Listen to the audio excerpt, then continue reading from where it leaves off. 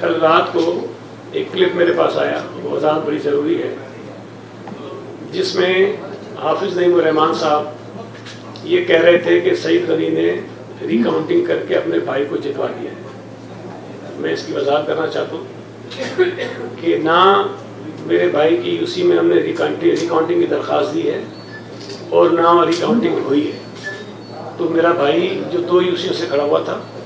ایک یو سی جو چنیسر کوٹ کی ہماری ہے وہاں سے وہ جیتا ہے، اور ایک یو سی جو محمود آباد کی ہے وہاں سے وہ ہارا ہے۔ مجھے افسوس اس بات پہ ہو رہا ہے کہ حافظ نعیم صاحب ایک ذمہ دار آدمی ہیں، اور یقیناً جب وہ بات کرتے ہیں تو میرا تو تاثر یہی ہوتا ہے کہ ان کے پاس معلومات ہوتی ہے جس کی بنا پر وہ بات کرتے ہیں۔ تو ایک ٹی وی چینل پر بیٹھ کر اتنی غیر ذمہ دارانہ بات کر دینا اس بات کو ثابت کر رہا ہے کہ جو اطلاعات ان کے لوگ ان تک پہنچا رہے ہیں وہ درست نہیں ہیں۔ اور وہ جو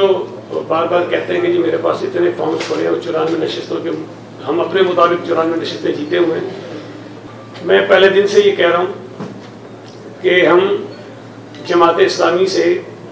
ترجیحی طور پر بات کرنا چاہتے ہیں، ترجیحاً ہماری جو ترجیح ہے وہ جماعت اسلامی، اور ہم اس سے بات کرنا چاہتے ہیں کہ کے ایم سی میں جو میئر، ڈپٹی میئر اور ٹاؤنز میں جو انتخابات ہوں گے وہ زیادہ بہتر ہوگا کہ پاکستان پیپلز پارٹی اور جماعت اسلامی آپس میں بیٹھ کر یہ معاملات طے کر لیں۔